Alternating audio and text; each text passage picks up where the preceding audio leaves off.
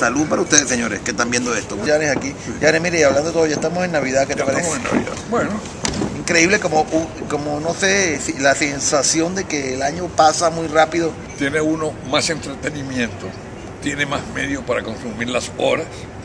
Antes no. Un año, una cosa esperanzadora, la gente siempre estuvo más agitada en diciembre. Por ejemplo, yo en mi casa, que incluso decían que en mi casa eran comunistas y tal, yo no conozco, mira, casa donde se celebrara más la Navidad que en la casa de Aquiles Nazoa. Hacíamos el pan de jamón famoso, ese que yo hago ahora, que me he hecho muy famoso con el pan de jamón, bueno, porque la fama de la gente, ¿cuál es el secreto del pan de jamón? Hacerlo bien, la harina, la levadura, el jamón, las pasas, las aceitunas, todo era de fuera. Ahora yo digo que lo único venezolano del pan de jamón es el papel aluminio que lo hacen en Ciudad Bolívar. ¿Cómo era la mesa en tu casa cuando tú eras niño? Hallaca. Pero nada más hallaca, y pan de jamón no hacía. No, el pan de jamón, pero en menor categoría. La hallaca era lo fundamental, porque la hallaca tenía un misterio. ¿La hallaca caraqueño? Sí, la hallaca caraqueño tenía un misterio que no lo tenía el pan de jamón. La hallaca era fruto de toda la familia. ¿Tú llegaste a patinar? Con 4 ruedas. Sí, pero ¿cómo era? Bueno, la patinata era una religión porque al acercarse la Navidad, ya tú estabas echándole aceite al mismo muchacho a los Winchester, que eran la marca famosa, ¿no? Ajustando tus patines. Los niños muy pobres tenían un solo patín y salían a patinar con un solo patín, en donde la patica que así, y el patín. ¿Y dónde se patinaba? Bueno, las patinatas más famosas eran las de los caobos, pero las más espectaculares eran las de la Pastora, por las subidas de la Pastora. Un grupo de muchachos se ponía de acuerdo con un grupo de muchachas. Y entonces decía, bueno chicos, a las 3 nos encontramos en la Plaza de la Pastora.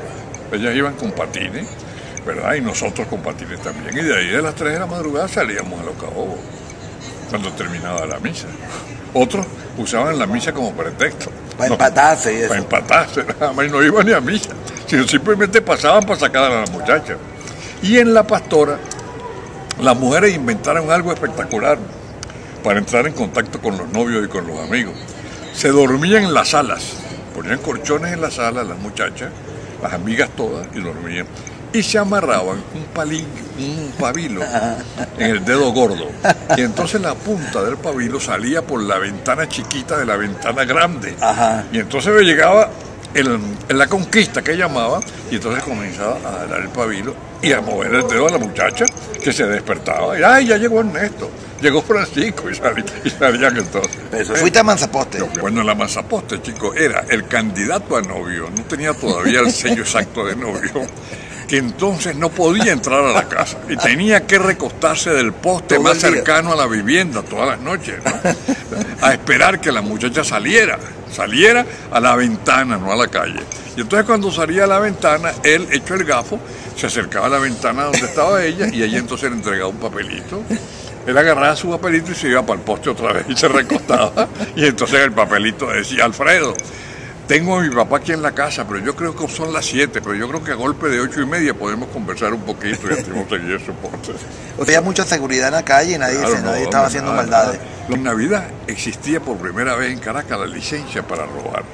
Porque eso, la licencia para robar es lo siguiente, los panaderos en Caracas acostumbraban dejar el pan en las puertas de la casa.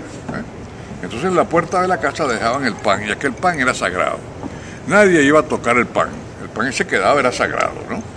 Junto con el pan, el carnicero por su parte dejaba también la carne, ¿verdad?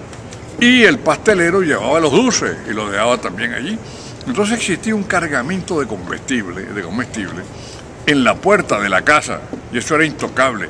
Pero en Pascua, en diciembre, a partir del 1 de diciembre, ya el dueño de la casa sabía que eso era para los patinadores.